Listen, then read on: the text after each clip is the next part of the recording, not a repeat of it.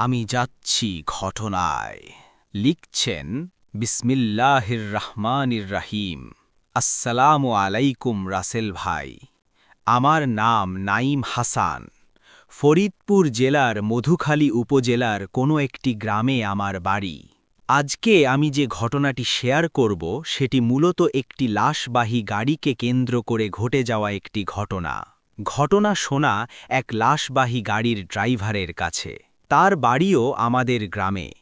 তিনি সাধারণত লাশ বহন করার কাজে নিয়োজিত। তার নাম রাশেদুল ভাই। এবার আসি ঘটনায়। একদিন তার ডিউটি শেষে রাতের দিকে ঘুমানোর প্রস্তুতি নিচ্ছিলেন। তখন হঠাৎ বস ফোন করে বললেন যে ফরিদপুরে কোনো একটি মর্গ থেকে একটা ময়না তদন্ত করা লাশ নিয়ে মাগুরার এক গ্রামে আসতে হবে।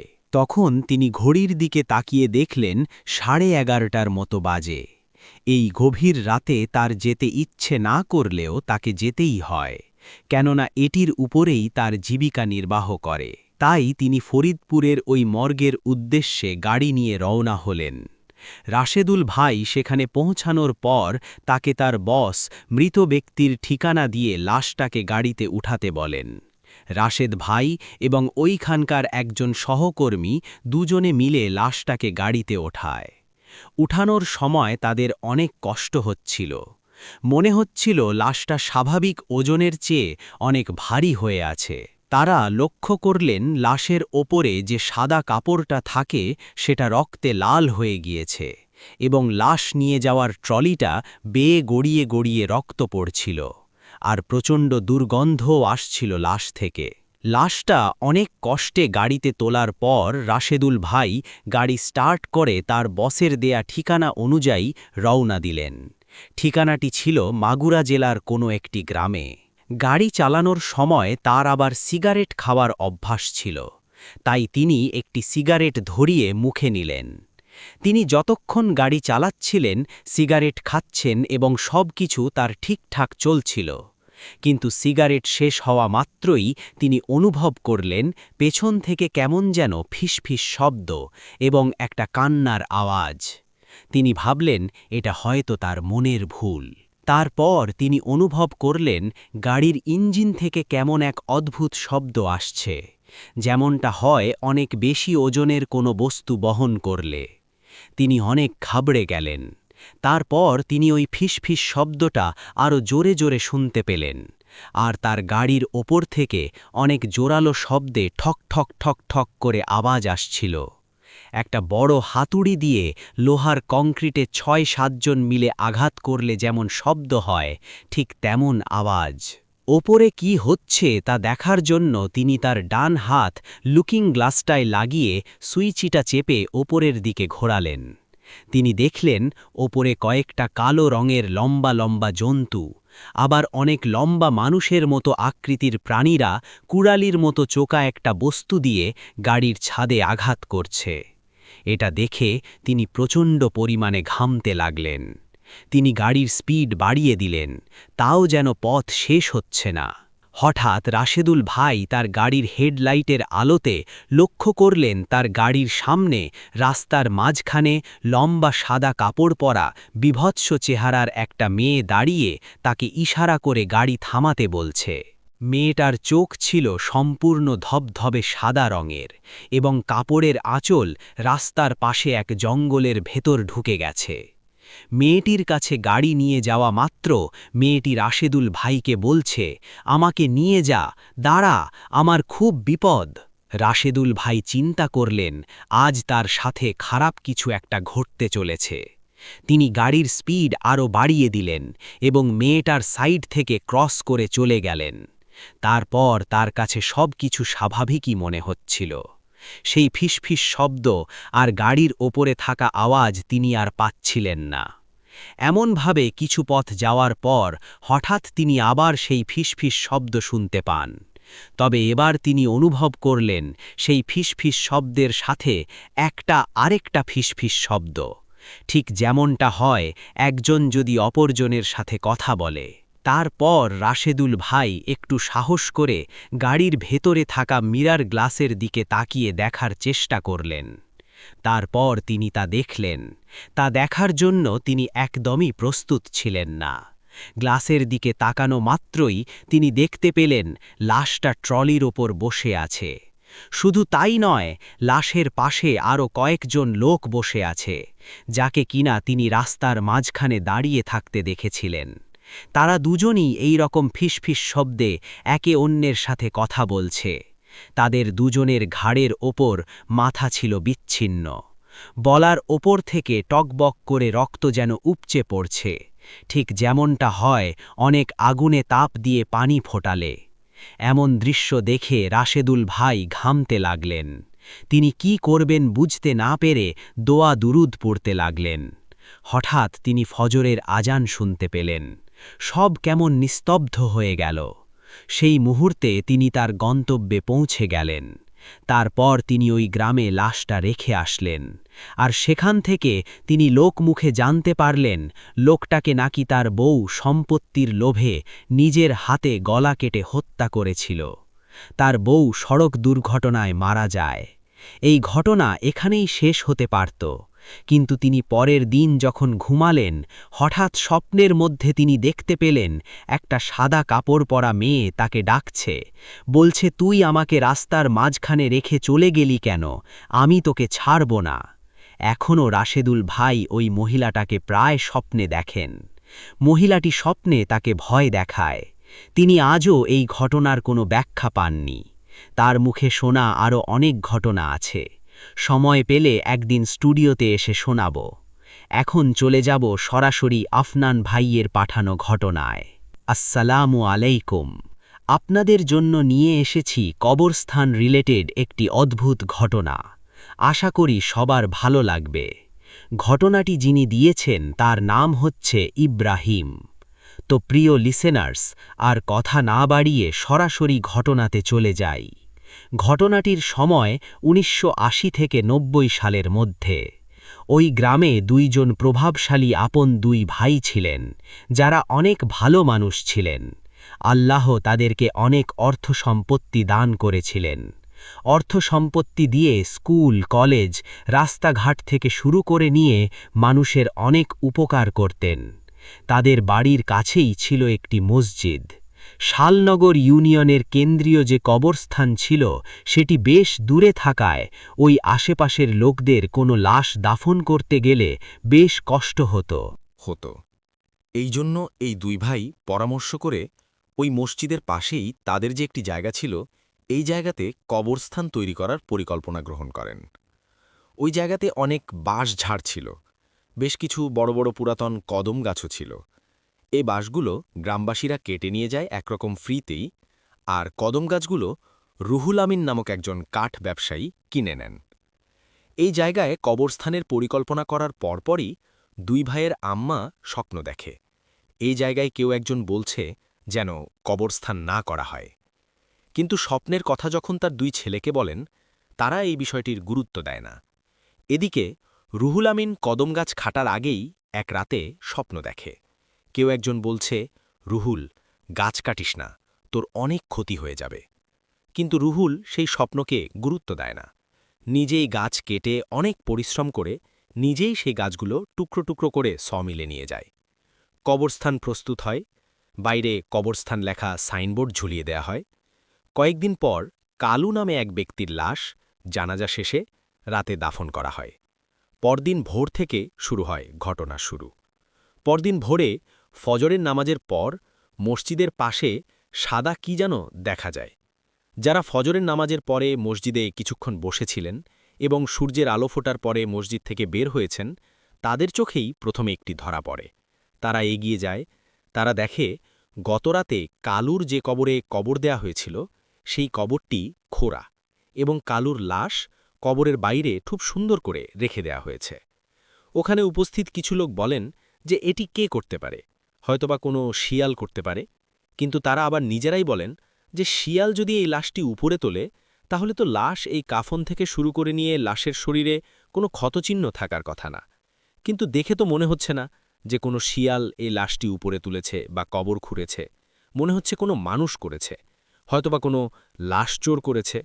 কোনো কারণে লাশটি চুরি করতে পারে নাই, এখানেই ফেলে রেখে চলে গেছে। আশেপাশে আরও কিছু মানুষ জড়ো হয়ে যায়। একই কবরে তাকে দাফন করা হয়, মানে কালু মিয়াকে আবার দাফন করা হয়। পরের দিন সকালে মুসল্লিরা দেখে একই ঘটনা, কালুর কবর খোঁড়া এবং কালুর লাশটি কবরের বাইরে রাখা। সবাই আসে, বিভিন্নভাবে সবাই বিশ্লেষণ করে কি হতে পারে, কিন্তু কারও মাথায় ধরে না যে কে এই কাজটি করতে পারে। লাশটি অক্ষত, লাশের শরীরে কোনো ক্ষতচিহ্ন নেই, কাফনের কাপড়ও ঠিক আছে। তাহলে কে এই কাজটি করতে পারে? যাই হোক, লাশটি আবার দাফন করা হয়। তৃতীয় দিন ফজরের পর মুসল্লিরা আবারও একই ঘটনার পুনরাবৃত্তি দেখতে পান। তারা দেখেন লাশটি কবরের বাইরে রাখা রয়েছে এবং কবরটি খোঁড়া। তখন রুহুল আমিন সেই জায়গায় আসে। আগে 2 দিন কিন্তু রুহুল আমিন আসেনি। তৃতীয় দিন রুহুল আমিন এসে সবাইকে বলে, যেহেতু বারবার একই কবরে একই ঘটনা ঘটছে, এই লাশটি অন্য কোথাও দাফন করো। কিন্তু গ্রামবাসী রাজি হয় না। তারা বলে, কেন, আমরা অন্য জায়গায় দাফন করতে যাব কেন? আমরা এই সমস্যার সমাধানের চেষ্টা করব। লাশ কেন অন্য জায়গায় দাফন করব? লাশ আবারও একই কবরে দাফন করা হয়। এটা অদ্ভুত ব্যাপার, চতুর্থ দিন আর কোনো ঘটনা ঘটেনি। এর 7-8 দিন পর একই গ্রামের সামাদ নামে একজন ব্যক্তি মারা যায়। লোকজন তাকে সমেদ নামে চিনত। সমেদ মারা গেলে যখন ওই কবরস্থানে তাকে দাফন করা হয়, পরদিন সকালে ফজরের নামাজের পর মুসল্লিরা দেখতে পান সমেদের কবর খোঁড়া এবং লাশটি উপরে রাখা। তারা বুঝতে পারছে না যে কে এই ঘটনা ঘটাচ্ছে বা কেন এরকমটা হচ্ছে। আবার তাকে কবরে রাখা হয়, কবরটা ঢেকে দেয়া হয়। পরের দিন আবারও একই ঘটনা ঘটে, সমেদের কবর খোঁড়া, সমেদের লাশ কবরের বাইরে রাখা। তখন চিন্তা করা হয়, এভাবে তো আর হয় না, পাহারাদার বসাবো আমরা। গ্রামের সেই 2 ভাইকে জানানো হলে তারা বলেন যে অবশ্যই তোমরা পাহারাদার বসাবা এবং পাহারাদারের যত খরচ লাগে সেটা আমরা দিব। এখানে বলে রাখা ভালো, ওই 2 ভাই গ্রামে খুব কম থাকতেন। তাদের ব্যবসায়িক প্রয়োজনে অধিকাংশ সময় তারা বিদেশে থাকতেন। তো পাহারাদার বসানো হয় 4 জন খুব সাহসী মানুষকে। দ্বিতীয় দিন যখন পাহারা বসানো হয়, তখন ফজরের নামাজের পর লোকজন দেখে কবরস্থানে যে পাহারাদাররা ছিল তারা সবাই ঘুমিয়ে আছে। তারা এমনভাবে ঘুমিয়ে আছে যাদেরকে ডেকেই তোলা যাচ্ছে না। এবং আরও একটা অদ্ভুত ব্যাপার লক্ষ্য করে, সেটা হলো কবরস্থানের সেই সমেদের কবরটি খোঁড়া রয়েছে এবং সমেদের লাশ কবরের বাইরে রাখা। স্থানীয় লোক যখন ওই পাহারাদারকে জিজ্ঞেস করে, তোমরা কি পাহারা দিলা যে এই ঘটনা ঘটল? তখন তারা বলে যে গভীর রাত্রে হঠাৎ এমন এক সুঘ্রাণ তাদের নাকে আসে, এরপর তাদের আর কিছু মনে নেই। তারা ঘুমিয়ে পড়ে, আর তারপর এই ঘটনা। তাদের এই কথায় গ্রামবাসী সন্তুষ্ট হতে পারে না। তারা তৃতীয় দিন অন্য 4 জনকে পাহারায় বসায়, কিন্তু তৃতীয় দিনই একই ঘটনা ঘটে। ওই নতুন 4 জন পাহারাদারকে ঘুমন্ত অবস্থায় পাওয়া যায়, আর সমেনেই লাশ কবরের বাইরে রাখা। তৃতীয় দিন আগেরবারের মতো কালু মিয়ার ঘটনার মতো তৃতীয় দিন রুহুল আসে সেখানে। এসে বলে, এই লাশকে এখানে আর দাফন করো না, অন্য জায়গায় দাফন করো। কিন্তু গ্রামবাসী তার কথা শোনে না, তাকে সেখানেই দাফন করা হয়। চতুর্থ দিন আর কোনো ঘটনা ঘটে না। এরপর বেশ কিছু মাস পার হয়ে যায়। গ্রামে আর কেউ মারা যায়নি, যার কারণে সেখানে আর কোনো পাহারাও আর কেউ গ্রামবাসী বসানোর প্রয়োজনীয়তা বোধ করেনি। এর মধ্যে রুহুল আমিন কিন্তু বিয়ে করে। তিনি অবিবাহিত ছিলেন। এক রাতে তার স্ত্রী দেখে ঘরের দরজা বন্ধ, কিন্তু রুহুল আমিন ঘরে নেই। তিনি হারিকেনের বাতির আলো আরেকটু বাড়িয়ে দিয়ে ঘরের মধ্যেই খুঁজতে থাকেন, কারণ গরমের কারণে হয়তোবা বিছানা থেকে তিনি নিচে ফ্লোরে ঘুমিয়েছেন, কিন্তু ঘরে তাকে পাওয়া যায় না। এদিকে ঘরের দরজাও বন্ধ। তাহলে রুহুল আমিন কোথায় গেল? তার স্ত্রী ঘরের দরজা খুলে যখনই বারান্দায় গিয়েছেন, তখনই দেখেন রুহুল আমিন অচেতন অবস্থায় ঘরের বারান্দায় পড়ে আছেন এবং তার সারা শরীরে ধুলো, বালি, মাটি মাখানো। তার স্ত্রী স্বামীর এরকম অবস্থা দেখে জোরে এক চিৎকার দিয়ে ওঠেন। তার চিৎকারে রুহুল আমিনের জ্ঞান ফিরে আসে। জ্ঞান ফিরে তার স্ত্রীকে থামতে বলে, চিৎকার করো না। স্ত্রী তাকে জিজ্ঞাসা করে, কিভাবে দরজা বন্ধ থাকার পরও তুমি বাইরে গেলে? রুহুল আমিন বলে, আমি গোসল করে আসি, সব ঘটনা খুলে বলছি। গোসল শেষে তার স্ত্রী রুহুলের গায়ে সরিষার তিল মেখে দিচ্ছিল। সরিষার তিল মাখতে মাখতে হঠাৎ রুহুলের স্ত্রী খেয়াল করে রুহুলের শরীরে, বিশেষ করে পিঠের ওপর 3টি মোটা কালো দাগ। 2টি দাগ বেশ পুরনো মনে হচ্ছে, আর একটি দাগ মনে হচ্ছে মাত্রই দেওয়া হয়েছে। ঠিক এমন দাগ লোহার শিক পরিয়ে যদি কারো শরীরে ছ্যাঁকা দেওয়া হয় ঠিক তেমন দাগ। তার স্ত্রী রুহুলকে জিজ্ঞেস করে যে তোমার পিঠে এই 3টা দাগ কিভাবে আসলো।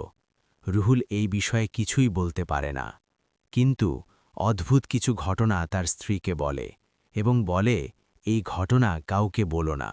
স্ত্রী প্রতিশ্রুতি দেয় কাউকে বলবে না। তখন রুহুল বলে কালু মিয়ার যখন লাশটা দাফন করা হয় ওই রাতে অদ্ভুত এক সুঘ্রাণ রুহুলের নাকে আসে এবং কেউ তাকে বলে রুহুল ওঠো, কাজ করতে হবে। রুহুল এতটুকু টের পায় যে সে কোথাও হেঁটে যাচ্ছে, কিন্তু তার শরীরের উপর তার নিজের কোনো নিয়ন্ত্রণ ছিল না। ওই কবরস্থানে রুহুল যায়। কেউ একজন বলে রুহুল কাজ শুরু করো। রুহুল কবর খুঁড়তে শুরু করে। তারপর কেউ একজন কবর থেকে লাশটিকে উপরে রেখে দিতে বলে। এরপর আর রুহুলের কিছু মনে নেই। এভাবে প্রথম দিন, দ্বিতীয় দিন, তৃতীয় দিন একই ঘটনা সামাদ মিয়ার বেলায়ও ঘটে যায়। আর এই রাতে, যেই রাতে তার স্ত্রী তাকে আবিষ্কার করে বারান্দায়, ওই রাতে একজন মহিলার লাশ ওই কবরস্থানে দাফন করা হয়েছিল। সেই রাতেও রুহুল সেই অদ্ভুত সুঘ্রাণটি পেয়েছিল এবং কিভাবে যে সে দরজা বন্ধ থাকার পরেও সে দরজার বাইরে গেছে এটা কেউ বলতে পারে না। তার স্ত্রী বলে যে এই বিষয়টি আসলে কাউকে না বলে তো থাকা যাবে না, কমপক্ষে এটার সমাধানের জন্য কাউকে না কাউকে তো বলতে হবে। রুহুলের স্ত্রী তার মা মানে রুহুলের শাশুড়িকে বিষয়টি খুলে বলেন। রুহুলের শাশুড়ির সাথে খুব ভালো একজন হুজুরের পরিচয় ছিল। রুহুলের স্ত্রী, রুহুল এবং রুহুলের শাশুড়ি এই 3জন সেই হুজুরের কাছে যান। হুজুর বিষয়টি অনুধাবন করে, কিছুক্ষণ চুপ থেকে বলেন ওই কবরস্থানে খুবই শক্তিশালী একটি জিনের পরিবার বসবাস করে। তারা চায়নি এখানে কবরস্থান হোক, আর ওই কদম গাছটিতে তাদের বসবাস ছিল। ওই কদম গাছটি কাটার পরে তারা খুব ক্ষিপ্ত হয়ে যায়। রুহুলের ওপর ক্ষিপ্ত হয়, যেহেতু রুহুল নিজেই ওই কদম গাছটি কেটেছে এবং নিজেই কাঁধে করে নিয়ে গেছে। এই কারণে রুহুলকে দিয়েই ওই লাশটি ওই জিনেরা খোঁড়াচ্ছে, কবরটি খোঁড়াচ্ছে এবং লাশটিকে তার কাঁধে কাঁধে করে উপরে উঠিয়ে রাখছে। তবে তিনি বলেন যে জিনেরা খুবই শক্তিশালী, এদের শক্তির কাছে আমার শক্তি কিছুই না। তবে তিনি কিছু ঝাড়ফুঁক, একটু তেল পড়া এবং একটি তাবিজ রুহুলের হাতে বেঁধে দেন, বলে দেন এই তাবিজ যেদিন থাকবে না তখন আবার তাকে দিয়ে কাজ করানো হবে। প্রিয় লিসেনার্স, এর মধ্যে 1 থেকে 1.5 বছর পার হয়ে যায়। এর মধ্যে আরও কয়েকজনের দাফন সে কবরস্থানে হলেও কোনো সমস্যা হয়নি।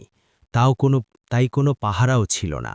লোকজন অনেকটাই ভুলে যায় আগের বিষয়গুলো। এক রাতে স্থানীয় রঘুনাথপুর মাদ্রাসার মোহতামিম বা প্রধান শিক্ষক হাফেজ আব্দুল হাসান, স্থানীয়ভাবে তিনি সেলিম হুজুর নামে পরিচিত ছিলেন, তার লাশ দাফন করা হয়। তিনি খুবই বুজুর্গ ব্যক্তি ছিলেন। সেই রাতে রুহুল নিজেও কিন্তু সেলিম সাহেবের জানাজা পড়ে সে কবরস্থানে তার লাশও দাফন করে বাড়িতে ফিরে আসে। গভীর রাতে হঠাৎ রুহুল ও তার স্ত্রী এক অপার্থিব সুঘ্রাণ পায়। রুহুল বলে আমার ডাক এসে গেছে। তার স্ত্রী খেয়াল করে তার হাতে সেই তাবিজটি নেই, কোথাও হয়তোবা পড়ে গেছে তাবিজটি। তার স্ত্রী তাকে বাধা দিতে চেষ্টা করলেও পারে না, কারণ তার স্ত্রী লক্ষ্য করে যে তার নিজের উপর তার কোনো নিয়ন্ত্রণ নেই। আর রুহুল আগে থেকেই তো এই ঘটনা, যখনই সে সুঘ্রাণটা পেত তার নিজের উপর নিয়ন্ত্রণ থাকত না। সেই রাতে রুহুল আদো ঘুম আদো জাগ্রত অবস্থায় চলে যায় সেখানে। কেউ একজন আবার তাকে বলে রুহুল কাজ শুরু করো। রুহুল কবর খোঁড়া শুরু করে।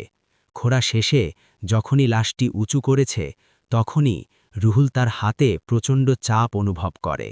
রুহুল দেখে সেলিম সাহেবের যেই লাশটি উঁচু করেছে এই লাশটি এক হাত দিয়ে রুহুলের হাত চেপে ধরেছে এবং এত জোরে চেপে ধরেছে রুহুল কোনোভাবে সেই হাতটি ছাড়িয়ে নিতে পারছে না। এরপর রুহুলের আর কিছু মনে নেই। ফজরের নামাজের পর মানুষজন দেখে হাফেজ সাহেবের কবর খোঁড়া, কিন্তু কবরের ওপর একটা মাথা দেখা যায় এবং দুপাশে 2টো হাত ছড়িয়ে থাকা দেখা যাচ্ছে।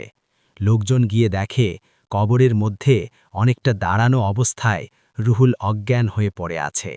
কবরের ভেতর হাফেজ সাহেবের লাশ সুন্দর করেই আছে, কোনো এলোমেলো অবস্থায় নেই। লোকজন রুহুলের জ্ঞান ফিরায়। সবাই খুবই ক্ষিপ্ত হয় তার উপর। তাকে লাশ চোর থেকে শুরু করে নিয়ে বিভিন্ন অপবাদ দিতে থাকে। সবাই বলে, রুহুল, তুমি এত জঘন্য একটা কাজ করতে পারলা? তুমি নিশ্চয় কোনো তান্ত্রিক কবিরাজের সাথে হাত করেছ। লাশের বিভিন্ন অঙ্গপ্রত্যঙ্গ কেটে তাদের কাছে বিক্রি করার চেষ্টা করেছ, অথবা লাশ চুরি করার চেষ্টা করে কোনো জায়গায় বিক্রি করে দেওয়ার চেষ্টা করেছিলে, কিন্তু পারো নাই। কেউ কেউ তো এত ক্ষিপ্ত হয়েছিল যে রুহুলকে পিটিয়ে মেরে ফেলতেই উদ্যত হয়েছিল। রুহুলের স্ত্রীও আসে সেখানে। রুহুল ও তার স্ত্রী স্বপ্ন দেখা থেকে শুরু করে নিয়ে যা যা হয়েছে সবাইকে সব ঘটনা খুলে বলে। গ্রামবাসী বিশ্বাস করে। সবাই সিদ্ধান্ত নেয় এই কবরস্থানে আর কোনো নতুন কবর হবে না। হাফেজ সেলিম সাহেবের লাশই শেষ দাফন এখানে। গ্রামের প্রভাবশালী দুই ভাই, তারা যেহেতু অধিকাংশ সময় বিদেশে থাকতেন, তাদেরকে বিষয়টি জানানো হলে তারাও এই কবরস্থানে আর লাশ দাফন করার বিষয়ে একমত পোষণ করেন। এরপর থেকে আজ অবধি কোনো লাশ এই কবরস্থানে দাফন হয়নি। ওই দুইজন ভাই ওই ইউনিয়নের কেন্দ্রীয় কবরস্থানের পাশে আরও জায়গা কিনে কবরস্থান সম্প্রসারণ করে দেন। রুহুল আমিন বছরখানেক হলে মারা গেছেন। তার স্ত্রী এখনও জীবিত আছেন।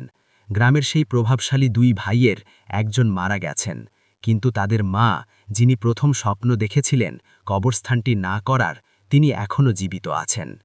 প্রিয় লিসেনার্স, এটিই ছিল ঘটনা। যেভাবে লেখা আছে আমি সেভাবেই পড়ছি। আসসালামু আলাইকুম রাসেল ভাই। সরাসরি ঘটনায় চলে যাচ্ছি। শীত আমার সবচেয়ে পছন্দের ঋতু, তাই সময় সুযোগ হলেই ছুটে যাই গ্রামের বাড়িতে। দেশের বাড়ি উত্তরবঙ্গে হওয়ায় শীতের আমেজটা আমার কাছে অন্যরকম এক ভালো লাগা। প্রতি বছরের মতো নিয়ম করে কয়েক মাস আগে শীতের ছুটি কাটাতে আমি ঢাকা থেকে গ্রামের বাড়িতে যাই। শীতের রাতে, নির্জন রাতে টং দোকানে বসে চা খাওয়া এক অমৃত স্বাদ। এই লোভ সামলানো আমার কাজ নয়, তাই প্রতি রাতেই প্রচণ্ড শীতে হালকা বাতাসে টং দোকানে বসে চায়ের কাপে চুমুক দেবার নেশা আমার বরাবরের। এমনি এক রাতে এক টং দোকানে বসে চা খাচ্ছে। দোকানের সামনে আমি একা বসে আছি। দোকানি দোকানে বসে আমার কাছে শহরে জীবনের নানা রকমের প্রশ্ন হাজির করেছে। এরই মাঝে দেখলাম এক লোক, ৫০ থেকে ৫৫ বছর হবে বয়স, এসে আমার পাশে বসলেন। একটা সাদা চাদর দিয়ে পুরো শরীর ঢাকা, মাথায় মাফলার দিয়ে কান বাঁধা, পরনে লুঙ্গি আর পায়ে মোটা মোজা পরা, সাথে বার্মিজ শু। দেখে মনে হলো ও ঠান্ডাটা যতটা পারেন নিবারণ করছেন তিনি। তারপরেও এই ঠান্ডায় তার হাত পা কাঁপছে। তিনি আমার পাশে বসেই দোকানদারকে বললেন, আমাকে আদা লিবু দিয়ে একটা চা দাও দেখি, চিনি একটু বেশি দিও। স্বভাবতই আমার আর দোকানদারের কথার ইতি ঘটল। আমি চায়ের বিল দিয়ে বাসায় আসার জন্য উঠতে যাব, ঠিক এমন সময় দোকানদার সেই চাদরে ঢাকা লোকটিকে বলল, এই জায়গায় বসে থেকে কদিন ধরে দেখি ওই ধানের জমির পাশে পুরাতন কদম গাছ থেকে একটা বড় আগুনের গোলা প্রায় দিন বড় ভিটার গাছে যায়, এরপরে গাব গাছটার ওপরে পড়ে মিলিয়ে যায়। আমি থমকে দাঁড়ালাম। ঘুরে কিছু জিজ্ঞাসা করতে যাব, এরই মাঝে পাশে বসে থাকা লোকটা বলল, আরে মিয়া, এই আগুনের গোলা দেখে ভয় পাও নাকি? বলেই হো হো করে হেসে উঠল। এরপরে আমার দিকে তাকিয়ে বললেন, এই ভয় নিয়ে আমি ২১টা বছর কাটিয়েছি। ধপ করে বসে পড়লাম। দোকানদারকে আরও এক কাপ কড়া লিকারের চা দিতে বললাম। দোকানদারের দিকে তাকিয়ে বললাম, এই শীতের রাতে চায়ের সাথে আপনার ঘটনাটা শোনা যাক। তিনি কিছুটা শব্দ করে হেসে আমার দিকে তাকিয়ে বললেন, এই ঠান্ডায় হাতে সময় আছে তো ঘটনা শোনার? আমি বললাম, আপনি শুরু করেন। জমে যাওয়া ঠান্ডা রাতের সাথে আদা চা আছেই তো। সবাই হেসে উঠল। আর তিনি শুরু করলেন তার জীবনের এক অনন্য অভিজ্ঞতা। তার নাম সুমন। তার জন্মের পরে থেকেই তিনি নানির বাড়িতে থেকেছেন। তার নিজের যে বাড়ি ছিল না তেমন না, তার দাদার বাড়ি ছিল, বাবা মা কাজিন চাচা সবাই ছিল। শুধু সেই পরিবারে ছিলেন না তিনি। কোনো এক অজানা কারণে তিনি বুদ্ধি হওয়ার পর থেকে নানির বাড়িতেই বেড়ে ওঠেন। তিনি একা ছিলেন, তার আর কোনো ভাই বোন ছিল না। তারপরও তিনি কেন তার নিজের বাড়িতে যেতে পারলেন না, এই বিষয়টা বুঝে উঠতে পারেননি। কদিন পর তার বাবা মা আসত তার সাথে দেখা করতে থাকত। ঈদে তার মা এই বাড়িতে এসে তার সাথে ঈদ করত। শুধু মাকে বাড়ি কেন যেতে পারি না এই কথা বললেই মায়ের মুখটা মলিন হয়ে যেত। এভাবে কেটে গেল কয়েক বছর। তিনিও আর এই ব্যাপারটা জানার জন্য কাউকে জোর করতেন না, এক প্রকার অভ্যস্ত হয়ে গেলেন। এরপরে তিনি চলে আসলেন ঢাকায়। ফার্ম গেটে একটা মেসে থাকা শুরু করলেন। সেই সময় একটা প্রিন্ট মিডিয়ায় কাজ শুরু করে দিলেন তিনি। এখানে আসার কিছুদিন পরে তিনি অদ্ভুত কিছু স্বপ্ন দেখা শুরু করলেন। হঠাৎ একদিন রাতে তিনি স্বপ্ন দেখলেন একটা ছোট্ট ফুটফুটে মেয়ে একটা মেঠো রাস্তায় দাঁড়িয়ে আছে, হাতের ইশারায় তাকে ডাকছে। কিন্তু তিনি কাছে গেলেই এই ঘুমটা ভেঙে যাচ্ছে। এই এক স্বপ্ন 7 দিন দেখেছেন তিনি। মেয়েটা কি কিছু বলতে চায়? কেন ডাকে এভাবে? এই প্রশ্নের উত্তর তাকে তাড়িয়ে বেড়ায় সব সময়। এরপরে আবার কিছুদিন আর কোনো স্বপ্ন দেখেননি তিনি। একদিন রাতে তিনি স্বপ্ন দেখেন একটা কালো সাপ, মাঝারি আকারের হবে। তার থেকে একটু দূরে তার একটা ফনা তুলে আছে, ফোঁস-ফোঁস শব্দ করছে, কিন্তু সাপটা তার কাছে আসছে না। এভাবে 3 দিন আবার একই স্বপ্ন দেখার পরে আবার কিছুদিন পরে স্বপ্ন বন্ধ। স্বপ্ন আবার শুরু হলো। তখন তিনি দেখলেন প্রথম দেখা সেই ছোট্ট মেয়েটাকে সেই সাপটা পিঁচিয়ে ধরে আছে। মেয়েটা করুণ দৃষ্টিতে তার দিকে তাকিয়ে আছে, আর সাপ মেয়েটার গলা পেঁচিয়ে এক টান দিয়ে রাস্তায় ফেলে দেয়। মেয়েটা চিৎকার করে ওঠে। তিনি অনেক চেষ্টা করেও মেয়েটার কাছে যেতে পারছেন না। এক লাফে বিছানায় উঠে বসেন তিনি। শরীরে প্রচণ্ড ঘাম, তিনি ঘেমে গেছেন। পাশে রাখা জগ থেকে 1 গ্লাস পানি ঢেলে খেয়ে ফেললেন তিনি। তখনও প্রায় মধ্যরাত, চারিদিকে ঘন কালো অন্ধকার। বাকি রাতটুকু আর ঘুমাতে পারলেন না তিনি। এভাবে কয়েক রাত ভাঙা ভাঙা আরও অনেক স্বপ্ন দেখেন তিনি। কিন্তু এর সঠিক কোনো ব্যাখ্যা না পেয়ে একসময় এই স্বপ্নের ব্যাপারগুলো তার কাছে স্বাভাবিক হয়ে যায়। এভাবে চলে গেল আরও 2 বছর। তখন সময় 1992 কি 93 সাল। তার বয়স তখন 21 বছর। একদিন তার মেসে তার এক কাজিন এসে হাজির হল। অনেক দিন পরে কাজিনকে দেখে খুশি হলেন তিনি। তার কাজিন তাকে জানালো সেও পাশের একটা দোকানে চাকরি নিয়েছে এবং সেখানেই থাকবে। এখন থেকে মাঝে মাঝে দেখা হবে। তবে সে এসেছে তাকে একটা খুশির খবর দিতে। তিনি অধিক আগ্রহ নিয়ে কাজিনকে বললেন, কি সেই খুশির খবর? তার কাজিন বলল, চাচি মানে তোমার মা এবার তোমাকে তোমার দাদার বাড়িতে যেতে বলেছেন। কথাটা শুনে তিনি যেন চিন্তা শক্তি হারিয়ে ফেললেন। তিনি কি ঠিক শুনছেন? কিছুটা অবাক হয়ে তিনি তার কাজিনকে বললেন, তুই কি মজা করছিস আমার সাথে? তার কাজিন এসে বলল, আরে না, তুমি এবার তাড়াতাড়ি ছুটি নিয়ে বাড়িতে যাও। জন্মের পর তো আর নিজের বাড়িটা দেখোনি। এরপরে সবার সম্পর্কে আরও কিছু কথাবার্তা হয়ে তার কাজিন বিদায় নিয়ে চলে গেল। তিনি ভাবতে লাগলেন, এতদিন পরে আমি বাড়ি যেতে পারবো এটা কেন? এতদিন তাহলে কেন পারলাম না? এসব চিন্তা করে কয়েকদিন কেটে গেল। তার বাড়ি যাওয়ার খুশিতে এসব চিন্তা তিনি ভুলে গেলেন। অফিস থেকে 7 দিনের ছুটি নিলেন। রাতে ঢাকা ট্রেন ছেড়ে যাবে। মেসে এসে সব রেডি করে তিনি বেরিয়ে পড়লেন। রাত তখন 8টা পার হয়ে গেছে। মেস থেকে বের হয়ে গলির পথ ধরেছেন। আজ তার বিজয় খুশি। কত বছর পর তিনি ফিরে যাচ্ছেন নিজের বাড়িতে। আজ গড়িটা কেমন নির্জন হয়ে আছে। মোড়ের মুখে কয়েকটা কুকুর জটলা করে দাঁড়িয়ে আছে। তিনি পাশ কাটিয়ে এই ব্যস্ততার নগর ছেড়ে চলে যাচ্ছেন। স্টেশনে গিয়ে সোজা টিকিট কাটতে চলে গেলেন। সেই পরিচিত স্টেশনের নাম তিনি বললেন না। তিনি যে স্টেশনে নিয়মিত যাতায়াত করেন তার আরও 3 স্টেশন পরে তার নিজের বাড়ি। শুধু এটুকুই জানেন তিনি। আর যেহেতু সে সময়ের যোগাযোগ ব্যবস্থা এতটা ভালো ছিল না, তাই তিনি কবে বাড়ি যাবেন এই খবর গ্রামে বলে দিতেও পারেননি। টিকিট নিয়ে প্ল্যাটফর্মে এসে বসে পড়লেন তিনি ট্রেনের অপেক্ষায়। বসে বসে ভাবলেন, বাড়িতে তো জানে না আমি আসব, গিয়ে সবাইকে একদম চমকে দেয়া যাবে। মনে করতেই মুখে একটা আনন্দের হাসি ফুটে উঠল তার। তিনি কাজিনের কাছ থেকে বাড়ির ঠিকানা নিয়েছেন। স্টেশন থেকে নেমেই গেটের বাইরে নাকি অনেক গরু গাড়ি পাওয়া যায়। তার বাড়ির নাম বললেই সেখানে নিয়ে যাবে, আর কোনো চিন্তা নেই, ট্রেন আসলেই উঠে পড়বেন তিনি। কিছুটা লেট করে সেদিন ট্রেন আসলো। ভেতরে যেয়ে দেখলেন আজ ট্রেন বেশ ফাঁকা, তেমন কোনো লোক নেই। তিনি সহ মাত্র জনাবিশেক লোক এই পুরো বগিতে। সবাই যার যার মতো ছড়িয়ে ছিটিয়ে বসে আছে। তিনি মাঝামাঝি জায়গায় গিয়ে জানালার পাশে একটা সিটে বসে পড়লেন। ট্রেন ছেড়ে দিল সেই পরিচিত হুইসেল দিয়ে। এতগুলো বছর পরে তাকে দেখে তার গ্রামের মানুষের কি মনে হবে, এসব এলোমেলো চিন্তা করছেন তিনি। এদিকে ট্রেন ছুটে চলেছে তার আপন গতিতে। শহর পার করে ট্রেন ফসলি জমির মাঝ দিয়ে পাতানো রেললাইন দিয়ে ছুটে চলেছে।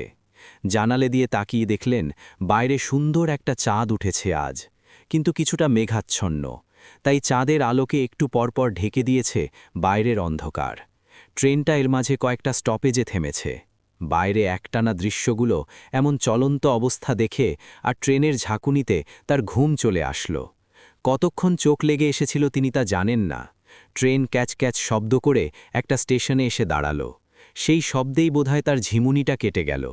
তিনি চোখ মেলে বাইরে তাকিয়ে দেখলেন একটা স্টেশনের প্ল্যাটফর্মে এসে গাড়িটা থামল। স্টেশনে জনমানব নেই বললেই চলে। জানালা থেকে মাথা বের করে দেখলেন কেউ ট্রেন থেকে নামল না স্টেশনে। ট্রেন আবার চলতে শুরু করল। তিনি একটু পরে এপাশ ফিরে তাকাতেই দেখলেন এক লোক শুয়ে আছে তার থেকে 2 সিট সামনে।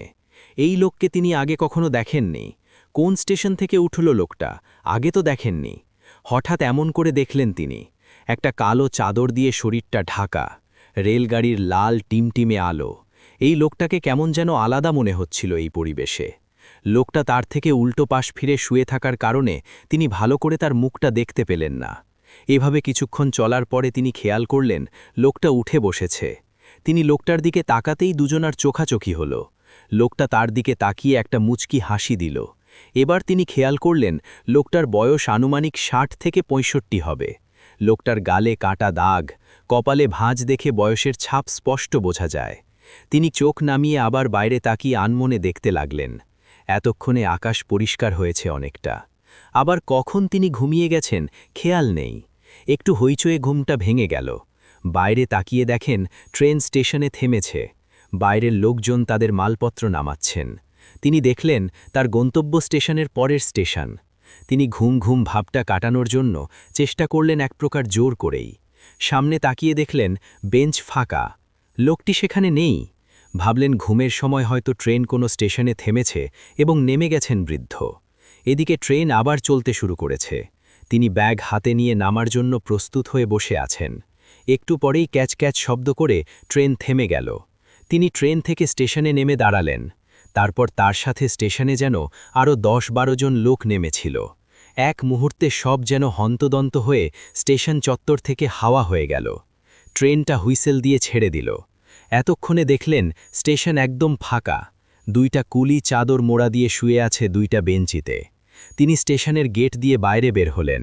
দেখলেন মেঠো একটা রাস্তা এঁকে বেঁকে চলে গেছে। একটা লোক গরুর গাড়ি নিয়ে বসে আছে।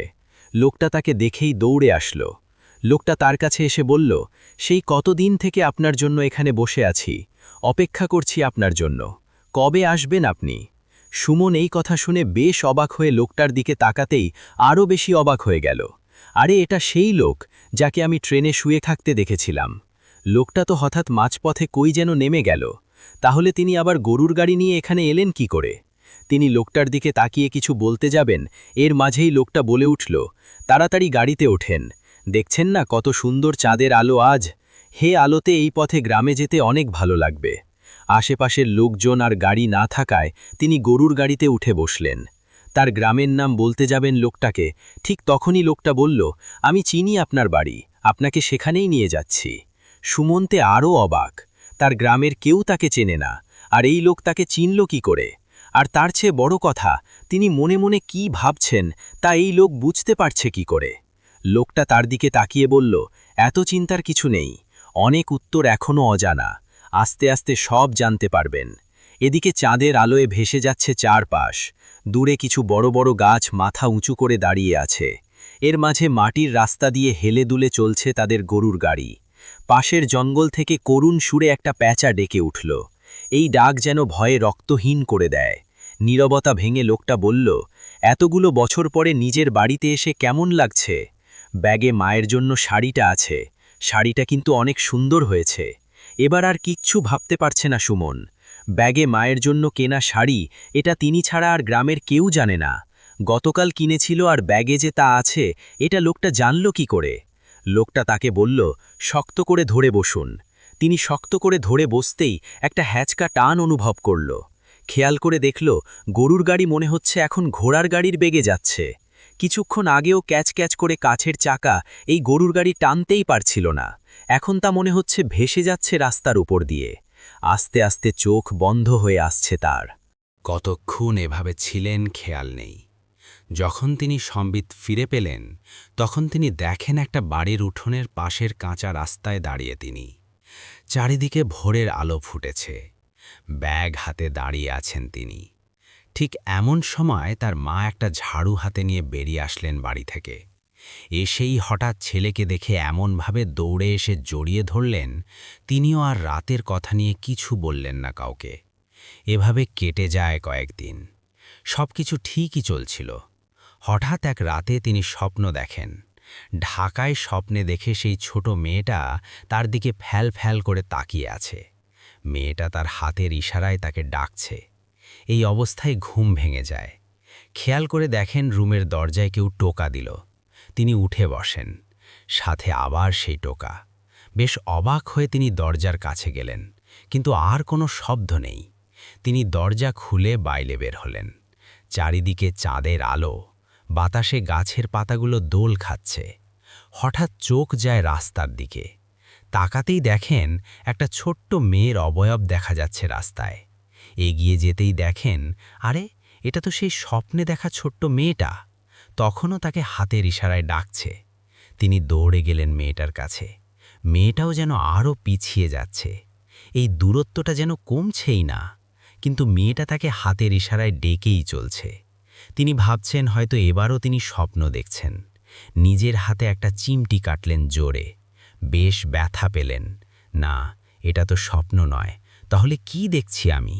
তিনি অনেকটা ভয় পেলেন, কিন্তু এই রহস্যের নেশা তাকে পেয়ে বসেছে। এতদিন ধরে সেই জিনিস দেখে তিনি ক্লান্ত, আর তার জানতেই হবে এর রহস্য। মেয়েটা যেন চাঁদের আলোয় ভেসে চলে রাস্তা দিয়ে। তিনিও দ্রুত ছুটে চলেছেন মেয়েটার দিকে। চারপাশে ঝিঁঝি পোকার ডাক, রাতের নিশাচর পাখির গুঞ্জন, সব উপেক্ষা করে ছুটে চলেছেন তিনি তার বাড়ির পাশের এক বিশাল পুকুরের পাড়ে এসে থেমে গেল মেয়েটা।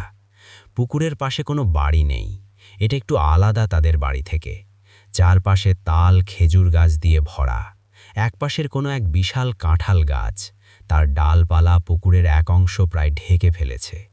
তিনি দৌড়ে মেয়েটার কাছে যান। এবার ভালো করে দেখেন, ছোট্ট মেয়েটার চোখে পানি। কি সুন্দর একটা মায়াবী চেহারা মেয়েটার, পরনে সুন্দর একটা জামা। মেয়েটার সামনে এসে দাঁড়াতেই মেয়েটা তার দিকে হাত বাড়িয়ে দেয়। তিনি তখনও এক দৃষ্টিতে তাকিয়ে আছেন মেয়েটার দিকে। মেয়েটা তার দিকে হাত বাড়িয়ে দেয়। তিনি ঝুঁকে পড়েন মেয়েটার দিকে। একটা ঠান্ডা আলতো হাতের ছোঁয়া পড়ে তার গালে। সাথে সাথেই তাকিয়ে দেখেন সামনে কিছু নেই। তিনি একা দাঁড়িয়ে পুকুর পাড়ে। হঠাৎ চাঁদের আলোয় চোখে পড়ে সাদা জামা পরা সেই মেয়েটি উপুর হয়ে ভেসে আছে পুকুরের পানিতে। মনে মনে হচ্ছে অনেকক্ষণ আগে পানিতে পড়ে মারা গেছে মেয়েটি। এবার তিনি প্রচণ্ড ভয় পান। এই রাতে নিজের অবস্থান সম্পর্কে আবার একটা চিন্তা চলে আসে তার। পাড়ে থেকে উঠে সোজা বাড়ির দিকে দৌড় দিয়েন তিনি। হঠাৎ মুখের সাথে কিছু একটা ধাক্কা লেগে মাটিতে পড়ে যান। উপরে তাকাতেই তিনি যা দেখেন তা দেখে মনে হয় চূড়ান্ত ভয়টা তার জন্য এখনও বাকি ছিল। তিনি দেখেন সেই কাঁঠাল গাছের ডালের সাথে ফাঁস দিয়ে ঝুলে আছে ট্রেনে দেখা সেই লোকটি, আবার যে তাকে গরুর গাড়ি করে বাড়ি নিয়ে গিয়েছিল। লোকটা জিহ্বা বীর হয়ে আছে।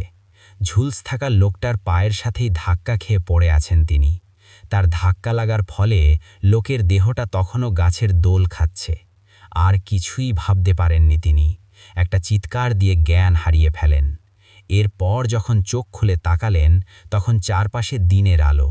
অনেক লোক ঘিরে আছে তাকে। তার মা মাথার কাছে বসে কান্না করছেন। সে চোখ মেলতে একটা হুজুরের মতন লোক তাকে বললেন, তোমার কি হয়েছিল? কাল রাতে তুমি পুকুরের পাড়ে গিয়েছিলে কেন? আর এমন চিৎকার করে জ্ঞান হারিয়ে ফেলেছিলে কেন? তিনি সব ঘটনা খুলে বলেন। ঢাকায় দেখা সেই স্বপ্ন, ট্রেনের লোক, হারিয়ে যাওয়া রহস্যময় সেই গরুর গাড়ির চালক, তারপরে গত রাতের সেই পুরনো ঘটনা। ঘটনা শুনে তার বাবা তাকে বলে, তোমাকে এই ২১টা বছর কেন দূরে রেখেছিলাম জানো? এই ঘটনার জন্য। তুমি যে ছোট ফুটফুটে মেয়েটিকে দেখেছিলে, সে তোমার বোন। আমাদের কোল জুড়ে এসেছিল সে। পাশের সেই পুকুরটা খনন করার কিছুদিন মাঝে এক অদ্ভুত স্বপ্ন দেখা শুরু করি আমি। স্বপ্নে একটা লোক এসে আমাকে বলে, চেয়ে দেখ তোর পুকুরের দিকে। আমি তাকাতেই দেখি একটা সোনার কলস পুকুরের মাঝে। তার চকচকে আভাজ আর ছড়িয়ে পড়েছে চারিদিকে। একটা সাপ মেয়ে ধরে আছে সেই কলস। লোকটা আমাকে বলে, এই কলস তোর জন্য, তুই নে এটা। আমি কিছুই বলি না, ঘুম ভেঙে যায় একটু পর। এভাবে প্রায় প্রতি রাতেই এই স্বপ্ন দেখতে শুরু করি। সে বলে, এই কলসই তুই নে, তার বিনিময়ে তোর মেয়েটাকে আমাকে দিয়ে দে। আমি পরে এক লোকের সাথে দেখা করি যে এই সব সমস্যাগুলোর সমাধান করতে পারে। তোর বর্ণনা অনুযায়ী ট্রেনে আর গরুর গাড়ির চালকই সেই লোক। সেই আমার এই সমস্যার সমাধান করে দেন, বাড়ি বন্ধ করে দেন। সন্ধ্যের পরে আমার বাড়ির বাইরে যাওয়া একদম নিষেধ ছিল, কিন্তু এর পরেও আমি স্বপ্ন দেখি। স্বপ্নের সেই কলসিওয়ালা লোকটি রাগান্বিতভাবে আমাকে বলছে, কাজটা তুই ভালো করলি না, তোকে এর জন্য সারা জীবন ভুগতে হবে। এর কিছুদিন পর একদিন ঘুম থেকে আমি তোর মা জেগে উঠে দেখি মেয়ে নেই আমাদের মাঝে। অনেক খোঁজাখুঁজির পর তাকে পুকুরের পানিতে পুকুর হয়ে ভাসতে দেখি আমরা। তার সাথে কি হয়েছিল আমরা কেউ জানি না।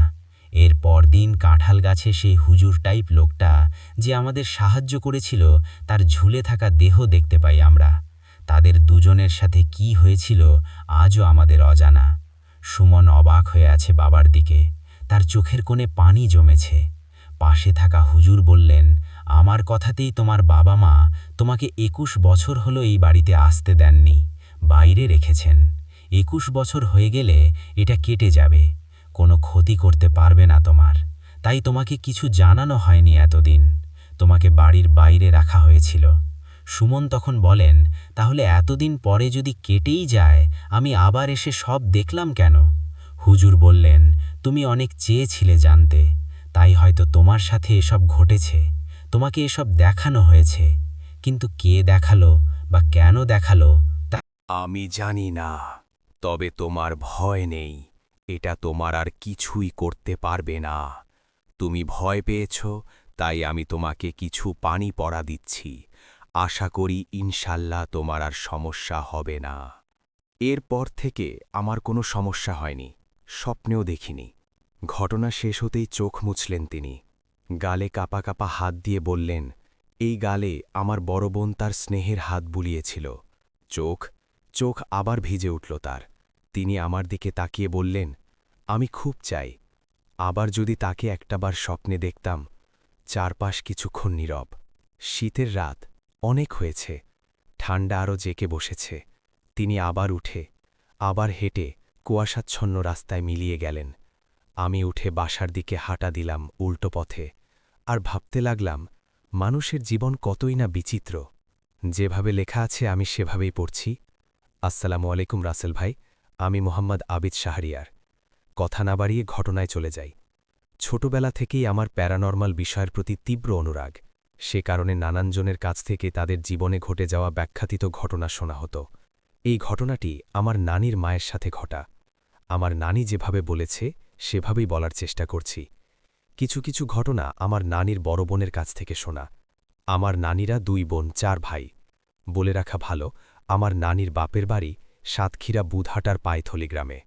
ছোটবেলা থেকে শুনতাম আমার মায়ের ওপর জিনের আছর আছে। একবার আমার ছোট ভাই আলতাফ মায়ের সাথে ঝগড়া করে বাড়ি থেকে চলে গেল। যাওয়ার সময় মা রাগের মাথায় বললেন, তোর রক্ত আমি কুকুর দিয়ে খাওয়াবো।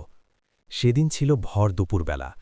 আমাদের বাড়ির এক ছেলে এসে বলল, তাড়াতাড়ি সবাই চলেন, আলতাফ ভাই গাছ থেকে পড়ে মাথা ফাটিয়ে ফেলেছেন। আমরা বাড়ির সবাই দ্রুত সেখানে যাই। গিয়ে দেখি একটি কুকুর আমার ভাইয়ের মাথার রক্ত চেটে চেটে খাচ্ছে। আরেকবার আমার মা খেতে গিয়েছেন বেগুন তুলতে। তিনি বেগুন তুলে নিজের শাড়ির মধ্যে রাখছেন। তোলা শেষ হলে দেখেন সেখানে বেগুন নেই, তার পরিবর্তে কতগুলো সাপ। তিনি তাড়াতাড়ি বেগুন ফেলে চলে আসেন। এই পর্যন্ত সব ঠিক ছিল। মায়ের সাথে যদি জিম থেকেই থাকে তবে খারাপ কিছু করেনি, কিন্তু শেষ পরিণতি ছিল খুব কষ্টদায়ক। সময়টা 2010 সাল। আমার মা বৃদ্ধ, ছেলেরা সবাই বিয়ে করেছে। মা বারান্দায় বিছানা করে ঘুমান। মাটির ঘর, বাঁশ দিয়ে জানালার গ্রিল। একদিন রাতে উনি খেয়ে দিয়ে ঘুমোতে যাবেন। গ্রামের রাত মানে সবার জানা, একটু রাত হলে নিস্তব্ধতা। হঠাৎ তিনি দেখেন জানালার ঝাড়ে এক মহিলা। আমরা সাধারণত দেখি যে গ্রামের মহিলারা যেমন হয়, ঘুমটা দেওয়া জানালার গ্রিল ধরে দাঁড়িয়ে আছেন। তো উনি প্রথমে অতটা সিরিয়াসলি ব্যাপারটাকে নেননি। উনি জিজ্ঞেস করলেন, কে কে? কোনো উত্তর নেই। এরপর উনি ভয় পেলেন এবং তৎক্ষণাৎ বিছানায় যেয়ে ঘুমিয়ে পড়লেন। পরদিন সকালে উনি বিষয়টা ওনার ছোট ছেলে আলতাফকে বলেন, কিন্তু কেউ বিষয়টা গুরুত্ব দেয় না। আর ওনার ছেলের বউরা ওনাকে তেমন কিছু দেখত না। কিছু বললে গণ্ডগোল হবে ভেবে উনিও চুপ হয়ে যান। কিন্তু উনি প্রায় রাতেই এই দৃশ্য দেখতে থাকেন। একবার একটু ভাবুন, একটা মহিলা ঘুমটা দিয়ে আপনার জানালার সামনে দাঁড়িয়ে আছে। এই গ্রিল ধরে দাঁড়ানো মহিলাটিকে দেখলে আপনার কেমন লাগবে? এভাবে কিছুদিন গেল। আমরা সবাই জানি গ্রামের টয়লেটগুলো বাড়ি থেকে একটু দূরে হয়। একদিন টয়লেটে যাবেন বলে বদনা নিয়ে বাইরে বের হয়ে দেখেন যে ৬-৭ জন মহিলা হাতে কলসি ও মাথায় ঘুমটা দিয়ে দাঁড়িয়ে আছে। উনি কিছু না বলে দ্রুত ঢুকে পড়েন। এর কিছুদিন পরে উনি রাতে ল্যাম্প জ্বালিয়ে বসেছিলেন এবং ওনার গায়ে হঠাৎ করেই আগুন ধরে যায়। সবচেয়ে অবাক করা বিষয় হল আগুনে শুধু উনিই পুড়ে যান, আর বাকি সব কিছু ঠিক ছিল। এর কিছুদিন পর উনি মারা যান। মৃত্যুর আগ পর্যন্ত উনি ওই মহিলাদের দেখতেন। সবাই ওনার আত্মার মাগফিরাতের জন্য দোয়া করবেন রাসেল ভাই। আসসালামু আলাইকুম, আমি রংপুর থেকে সিয়াম বলছি। আজকে আমি যে ঘটনাটা শেয়ার করছি সে ঘটনাটা আসলে আমার পরিবারের একজনের সাথে ঘটা। আমি তার নাম বলবো না। তো তারা স্বামী স্ত্রী দুজনেই হচ্ছে সরকারি চাকরি পরিচিত, হ্যাঁ। তো তারা একটা জায়গায় বাসা ভাড়া থাকত, মানে ভাড়া থাকত বলতে সরকারি কোয়ার্টারেই থাকত আর কি, কোনো এক জায়গায়। তো সেই সুবাদে আর কি। তো সেই সুবাদে ওখানে যখন তারা থাকত তখন তাদের আসলে মানে যে বাসাটা মানে যে বিল্ডিংটায় থাকত সেই বিল্ডিংটার একদম নিচতলায় থাকত তারা। ফার্স্ট ফ্লোরে মানে একদম নিচতলায় থাকত। তো সেই নিচতলায় আসলে তখন আমি অনেক দিন আগের কথা বলছি। তখন আমার বয়স তখন কত হবে? তখন 10 বছর বয়স হবে আমার। আর এটা আমি কথা বলছি তাও আনুমানিক 2007-08 দিকের কথা বলছি, 7-8 সালের কথা বলছি। তখন আসলে ওই সময় যে জায়গাটায় বাসার ভাড়া থাকত তো ওই জায়গাটার আশেপাশের পরিবেশটা কিন্তু অতটা মানে ভালো ছিল না। মানে পরিবেশটা ভালো ছিল না বলতে জঙ্গল ছিল, বাঁশঝাড় ছিল, আপনার অনেক গাছগাছালি ছিল, অনেক ঘন পরিবেশ ছিল আর কি ওখানে। মানে ভৌতিক একটা ব্যাপার ছিল ওখানে। আসলে প্রথম থেকেই তো আসলে যে ঘটনাটা ঘটছে সেটা হচ্ছে, তো আমার যে ওই আত্মীয় উনি হচ্ছেন দুজনেই যেহেতু সার্ভিস হোল্ডার ছিল, সেহেতু ওনাদের মধ্যে ওনারা ডিসাইড করলেন একদিন যে আশেপাশের যে জায়গাটা আছে সেই জায়গাটা আসলে পরিষ্কার রাখবে, পরিষ্কার করবেন আর কি। পরিষ্কার করে ওটাকে একটা ডিসিপ্লিন একটা পরিবেশের সৃষ্টি করবেন, তারা এরকম একটা ডিসাইড করলেন। তো তারা তো গেল ওখানে, মানে আশেপাশের পরিবেশে পিছনে একটা বাঁশঝাড় ছিল, পিছনে এরকম অনেক গাছগাছালি ছিল। তো তারা নিজ দায়িত্বেই সেই সময় আর ওটা পরিষ্কার করা শুরু করলো আর কি। তো আমি বলে রাখতে চাই যে ওখানে কিন্তু আপনার মানে ওই সময় কিন্তু ওই যে আমার আত্মীয়ের একটাই মাত্র ছেলে ছিল, তাদের সন্তান ছিল একটাই। ওই সময় তার বয়স কত হবে? আমার সমানই হবে। তখন তো ওই সময় তখন আমার সমানই ছিল 10 বছর বা 12 বছর বয়স। তো আসলে তখন মানে যখন বিড়াল মানে ওখানে যখন তারা মানে পরিষ্কার করছিল, তো পরিষ্কার করার সময় আসলে কি হবে ব্যাপারটা, যে এভাবে প্রতিদিন পরিষ্কার করত তারা। প্রতিদিন পরিষ্কার করতে করতে একদিন এরকম হইল যে সন্ধ্যা একদম গোধূলির যে সময়টা, একদম সন্ধ্যা মাগরিবের আজান হবে এরকম একটা সময়। সেই সময় এসে তো আমার ওই মানে খালা উনি ঝাড় দিচ্ছিল ওখানে পিছনে বাঁশঝাড়ের কাছে। তো হঠাৎ বাসার থেকে একটা কালো ছোট বাচ্চা, একদম ধরেন যে কত হবে, কেবল হাঁটতে শিখছে এরকম একটা বয়স, 3-4 বছর 2 বছর বয়স হবে, 3-4 বছর বয়স হবে। তো এত কম বয়সে একটা ওই ছোট বাচ্চাটা একদম কুচকুচে কালো দেখতে, মাথায় কোনো চুল নাই, একদম কুচকুচে কালো এবং গায়ে কোনো কাপড় ছিল না, ছোট বাচ্চা তখন। সে আসলে মানে বাঁশঝাড় থেকে বের হয়ে আমার ওই খালার কাছে আসতেছে। তো যখন কাছে আসতেছে তো সে ভয় পেয়ে গেছে, ভয় পেয়ে হচ্ছে মানে সরে আসছে এবং প্রথমে মানে রাগ হইছে যে এই তুমি যাও যাও এখান থেকে যাও, মানে এরকম বলছে। তো যখন এরকম জোরে চিৎকার করছে তখনই হচ্ছে ওই যে বাচ্চাটা ওটা আবার দৌড়ে বাঁশঝাড়ের ভিতরে চলে গেছে। তো এইটাতে আসলে সে মানে মারাত্মক রকমের ভয় পেয়ে গেছে। ভয় পাওয়ার পরে তো তিনি আবার মানে ওখানেই ছিলেন, আশেপাশে মানে একটু দূরে চলে গেলেন, ওখানে গিয়ে আবার ডাক দিচ্ছিলেন। তো এগেন ওই বাচ্চাটা আবার বাঁশঝাড় থেকে বের হয়ে আবার ওই আমার খালার কাছে চলে মানে কাছে যাচ্ছে, মানে জড়ায় ধরতে যাচ্ছে। এরকম ছোট বাচ্চারা যেমন আলিঙ্গন করতে যায় বড়দেরকে, ঠিক তেমনিভাবে আলিঙ্গন করতে যাচ্ছে। তো আমার যে খালা উনি হচ্ছে হাতে ঝাড়ু ছিল, সে ঝাড়ু দিয়ে বাচ্চাটাকে মারছে। মানে তো বাচ্চাটাকে মানে আমার খালা ওর সময় শিওর হয়ে গেছে যে এটা কোনো নর্মাল কোনো কিছু না, এটা অ্যাবনর্মাল কোনো কিছু, জিন বা পরিবের কোনো কিছু হবে। মারছে এবং মারার সাথে সাথে বাচ্চাটা দৌড়ায়া বাঁশঝাড়ের ভিতরে চলে গেছে। এভাবে কন্টিনিউয়াসলি সে বাচ্চাটা আরও 2 বার আসছে এবং ওই বাকি 2 বারই আমার খালা উনি হচ্ছে ঝাড়ু দিয়ে মারছে এবং চলে গেছে, ভিতরে চলে গেছে। তো এটাতে আমার খালা প্রচুর ভয় পাইছে এবং তারপরে তিনি বাসায় আসছেন। বাসায় আসার পরে তার রুমের মধ্যে তিনি ছিলেন, কিন্তু যন্ত্রণা শুরু হয়েছে তারপর থেকে। ঘটনাটা কীরকম যে রাতের বেলা যখন আমার খালা রাতে ঘুমিয়ে আসছেন, মনে হচ্ছে যে উপরে মানে 2য় তলায় কে যেন মানে যে আগে ছিল না যে শিলপাটা, যে মশলা বাটত বা ইয়া বাটে, যে একটা শিলপাটা পাথরের উপরে, শিলপাটার মধ্যে কে যেন মশলা বাটতেছে বা এরকম মনে হচ্ছে উপরতলায় রাতের 3টা-4টার দিকে। তো রাতের 3টা-4টার দিকে এটা কিন্তু পুরোপুরি অ্যাবনর্মাল। আসলে কোনো ফ্যামিলিতে এরকম আসলে রাত 3টার দিকে, তো পরের দিন দুপুরের দিকে চলে গেছে উপরে গিয়ে জিজ্ঞেস করছে ওদেরকে 2য় তলায় যারা থাকতেন। তো তাদেরকে জিজ্ঞেস করার পরে তারা বলতেছে না, আমাদের বাসা তো মানে ওই শিলপাটাটাই নাই, মানে ওইরকম বাটার মতো কোনো কিছু নাই তাদের। তারা কেন শিলপাটা, এটাতে তো মানে অবাক হয়ে গেছে। তো তার বিভ্রম মনে করেই তারা আমার খালা ওটা ছেড়ে দিছে না, ব্যাপারটাকে ইগনোর করছে। তো মজার ব্যাপার হচ্ছে তার এভাবে করতে করতে করতে তো ওইখানকার একটা চিকন গাছ ছিল, মানে ওই বাঁশঝাড়ের পাশে একটা চিকন গাছ ছিল। তো চিকন গাছটা মানে বাঁশঝাড়ের ঠিক পাশেই ছিল এবং ওটা অনেক চিকন গাছ ছিল, আম গাছ ছিল ওটা সম্ভবত। তো সেই আম গাছে মানে চিকন একটা আম গাছ ছিল, মানে কেবল রোপণ করা হয়েছে। রোপণ করার পরে বড় হয়েছে, লম্বা হয়েছে, এরকম 12 ফিট লম্বা হবে এরকম। হ্যাঁ, তো এই গাছটা, তো আমার যে খালু ছিলেন উনি আর কি মানে একটা রাস্তার মাঝখানে গাছটা ছিল আর কি, মানে যেই জায়গা দিয়ে মানুষ হাঁটবে সে রাস্তার মাঝখানে, যেহেতু ওটা একদম মানে জঙ্গল টাইপের জায়গা ছিল, তো রাস্তাটা ছিল, রাস্তার মাঝখানে গাছটা জন্মে। তো গাছটাকে তো আমার যে খামু যে গাছ উনি কেটে দিছে, ঠিক আছে, গাছটাকে কেটে দিছে। যেদিন কেটে দিছেন সেদিন রাতের বেলা আমার খালা রাতের স্বপ্ন দেখলেন যে তোর কোনো দিন আর সন্তান হবে না, এরকম একটা স্বপ্ন দেখছেন তিনি। কে যেন রাতের স্বপ্নে তাকে এসে বলতেছে যে তোর আর কোনোদিন সন্তান হবে না, এই ধরনের কথা বলছে। তো এটার জন্য আসলেই তারপর থেকে সন্তান হচ্ছে না, মানে আমার খালার কখনো সন্তান সম্ভব হচ্ছে না। তার মানে এটা নিয়ে আসলে তাকে অনেক ট্রিটমেন্ট করা হয় আসলে, কিন্তু তারপর থেকে আর কখনোই তার সন্তান হচ্ছে না। তা আসলে এটা ট্রিটমেন্টের জন্য তিনি আসলে অনেক চেষ্টা করছেন। আমি যদি একটু বলি, এখানে আরেকটু ব্যাপার আছে, সেটা হচ্ছে তো ট্রিটমেন্ট করার জন্য কিন্তু আবার যেখানে উনি কিন্তু বগুড়ায় গেছিলেন। তো বগুড়ায় গিয়েছিলেন, মানে বগুড়ায় হচ্ছে আমাদের, যেহেতু আমার খালা আমাদের নানা বাসা আঠে বগুড়ায়, তো বগুড়ায় গিয়ে তিনি হচ্ছে আমার যে মামিকে গিয়ে পুরো ঘটনাটা বললেন, সবকিছু ফার্স্ট থেকে লাস্ট পর্যন্ত। তো উনি বললেন যে এখানে অনেক ভালো একজন বুজুর্গ ব্যক্তি আসে, এই ব্যক্তির কাছ থেকে যদি আমরা যাই তাহলে হয়তো এটার সলিউশন হতে পারে। তো তারা চলে গেলেন আসলে ওই বুজুর্গ ব্যক্তির বাসায়। উনি আর কি এই ধরনের সমস্যাগুলো সমাধান করতে পারতেন। তো ওনার বাসা অনেক দূরে ছিল, ওই সময় আমরাও গিয়েছিলাম আর কি, আমরাও গিয়েছিলাম, সপরিবার একসাথে গিয়েছিলাম ওখানে। তো আমিও ছোট, ও ছোট, দুজন মিলে গিয়েছিলাম।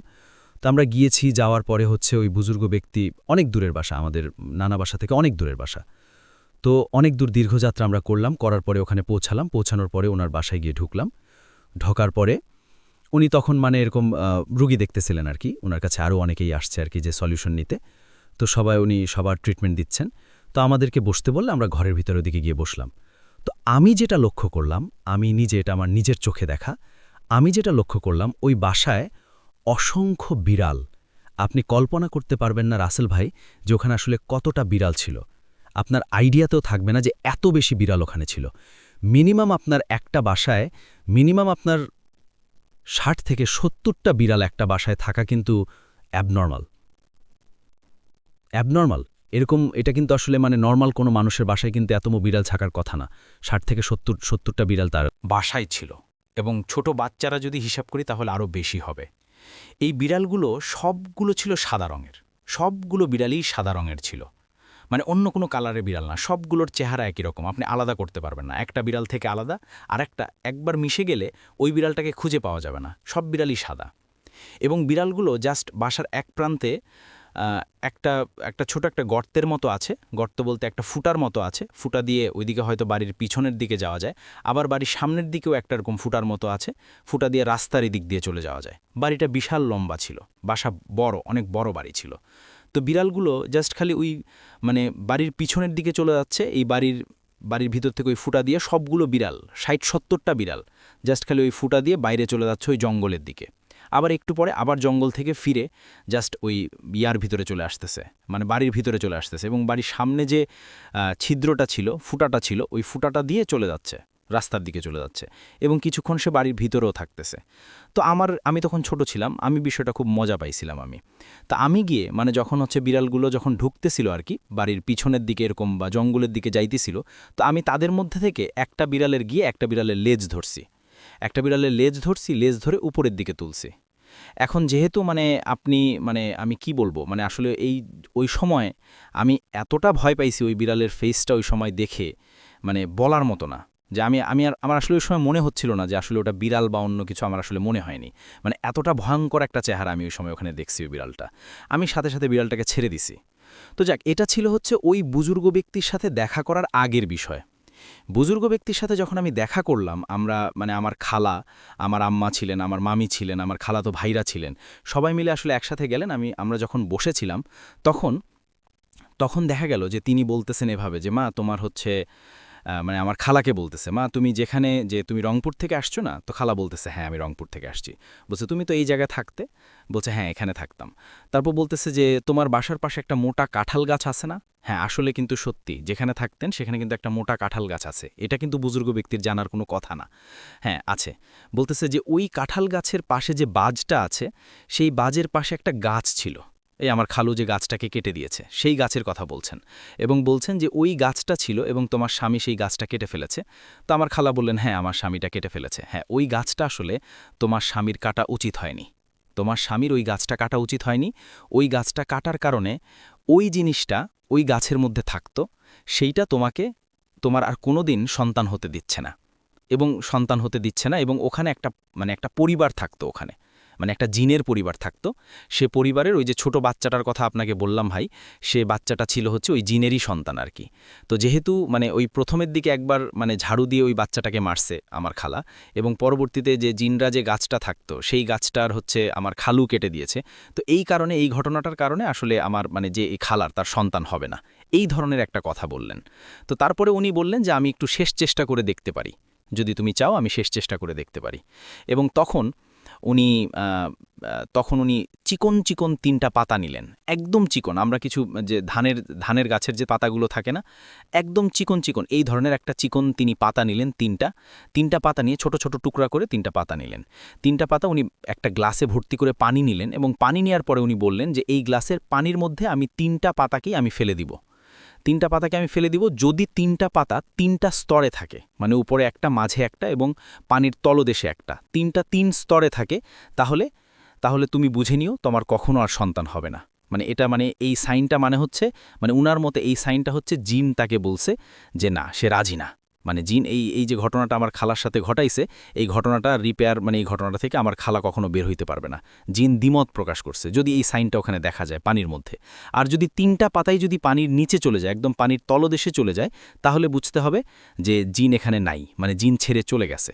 তো যখন আমি আমার চোখের সামনে দেখা, যখনই ওই পাতাটা দিলেন ওই ইয়ার মধ্যে, 3টা পাতাই পানির উপরে ছেড়ে দিলেন। আপনি বিশ্বাস করবেন না রাসেল ভাই, উপরে একটা পাতা থাকলো, মাঝখানে একটা পাতা থাকলো, এবং সব পানির তলদেশে একটা পাতা থাকলো। এবং এই যে পানির তলদেশে একটা পাতা থাকলো, এবং এই যে 3টা পাতা একদম স্থির হয়ে পানির মধ্যে থাকলো, এবং উনি যে কবিরাজ বা বুজুর্গ ব্যক্তি যিনি, যার কাছে উনি বললেন যে না, তুমি এইখান থেকে তুমি কখনো বের হইতে পারবে না, তোমার কখনো সন্তান হবে না। এবং এটা সত্যি কি আজ এত বছর পরেও আমার কিন্তু খালার কোনো সন্তান হয়নি।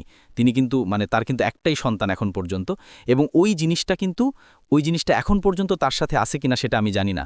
তবে কিন্তু ওই ব্যাপারটা ঘটার পর থেকে কিন্তু আমার খালার কখনো সন্তান হয়নি। এই ছিল আমার ঘটনা রাসেল ভাই। যেভাবে লেখা আছে সেভাবেই পড়ছি। লিখছেন, আসসালামু আলাইকুম রাসেল ভাই, আমি পান্না, সিরাজগঞ্জ সদর থেকে। ঘটনাটি আমার নিজের সাথে ঘটেছে ১৯৯৩ সালে, যখন আমার বয়স ৯-১০ মাস। আমরা সেই সময় সিরাজগঞ্জ সদরে পাইকপাড়া গ্রামে আমার নানার বাড়িতে বেড়াতে গিয়েছিলাম। আমি ছোট থেকেই স্বাস্থ্যবান ও চঞ্চল প্রকৃতির ছিলাম। আমি হামাগুড়ি দিয়ে পুরো বাড়ি মাতিয়ে রাখতাম। নানুর বাড়ির একটিমাত্র বাচ্চা হওয়ায় সবার চোখের মণি ছিলাম। নানুর বাড়ির দক্ষিণ পাশে একটা পুকুর ছিল। প্রায় সব বাড়ির পাশেই সে সময় পুকুর দেখা যেত। আমি সেদিন হামাগুড়ি দিয়ে খেলতে খেলতে হঠাৎ কোনো কারণ ছাড়াই সবার চোখের আড়াল হয়ে আমার মামার অজান্তেই তার পিছু পিছু সেই পুকুরের পাড়ে চলে যাই এবং আমি পানিতে পড়ে যাই। মামা পুকুরের ওই পাড়ে থাকায় আমাকে বাধা দেওয়া সম্ভব ছিল না বিধায় সে আমাকে বাঁচাতে চিৎকার দিয়ে পুকুরে ঝাঁপ দেয়। ততক্ষণে তার চিৎকারে বাড়ির সবাই চলে এসেছে এবং সবাই বলে পান্না পানিতে পড়ে গেছে। আরও বেশ কয়েকজন পানিতে অনেক খোঁজাখুঁজির পর একদম নিচ থেকে কাদামাখা অবস্থায় আমাকে আবিষ্কার করে উপরে তুলে দেখে আমি হাত পা ছেড়ে দিয়ে মৃতদের মতো হয়ে আছি। আমার শরীর থেকে পানি বের হচ্ছে এবং পানি বের করার চেষ্টা চলছে। মাথা ঝাঁকানো সহ বিভিন্নভাবে আমাকে পানি শূন্য করার চেষ্টা হচ্ছে। পরে যখন আমার জ্ঞান ফেরে তখন আশেপাশের লোকজন বলে, বাচ্চাটাকে আর কষ্ট দিও না, সে তো আর বেঁচে নেই। তখন সবাই আমাকে মৃত ভেবে আশা ছেড়ে দেয়। তখনকার যুগে রাস্তাঘাট তো উন্নত ছিল না, এত গাড়ি ঘোড়া ছিল না। তখন ফোনের ব্যবস্থা না থাকায় আত্মীয় স্বজন সহ সবাইকে টেলিগ্রাম করে বিভিন্ন লোকের মাধ্যমে খবর পাঠানো হয়। আমার গ্রামের বাড়িতে সিরাজগঞ্জ উল্লাপাড়ায় আমার দাদাকে টেলিগ্রাম করা হয়। এমনিতে আমার আত্মীয় স্বজন অনেক দূরে দূরে ছিল, তাদের আসতে লেট হবে, তাই আমার লাশটা আরও বেশ কিছুক্ষণ ভালো রাখার জন্য অনেকেই বলে আমাকে লবণের মধ্যে রাখতে। তাদের কথা মতো আমাকে আমার মুখটা বাইরে বের করে লবণ দিয়ে সম্পূর্ণ শরীর ঢেকে দেয়া হয়। সারা বাড়িতে কান্নার রোল। আমার আম্মা নাকি বারবার অজ্ঞান হচ্ছিল। এই ঘটনার সবচেয়ে বড় টুইস্ট হল আমি মৃতভাবে আমার পরবর্তী কার্যক্রম চলমান ছিল। যখন আমার আত্মীয় স্বজন আসে তখন আমার আম্মার তখনও বিশ্বাস ছিল আমি বেঁচে আছি। সবাই মিলে আমার মাকে অনেক বোঝানোর চেষ্টা করল, কিন্তু আমার মা বারবার বলতে থাকে পান্নার কিছু হয়নি, পান্না বেঁচে আছে। আমার মা আমার কাছে যেতে চাইছে বারবার। আম্মা বারবার অজ্ঞান হয়ে যাওয়ায় আমাকে তার কাছে যেতে দেওয়া হচ্ছে না।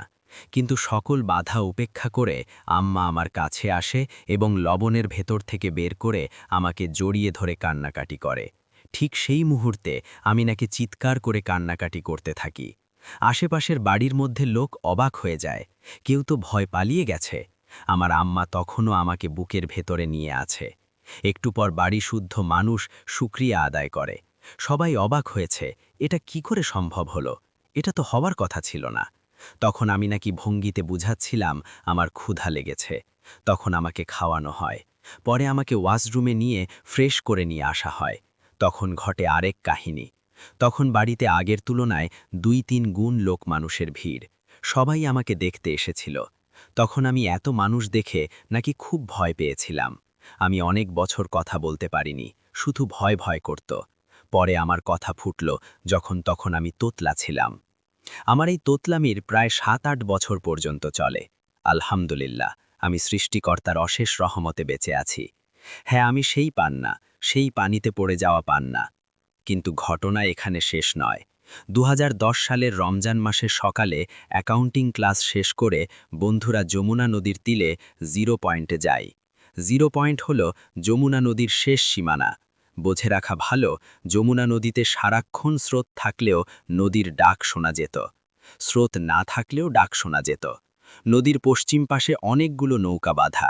আমি নদীর পানিতে হাত ধোয়ার চেষ্টা করলে স্লিপ কেটে পানিতে পড়ে যাই।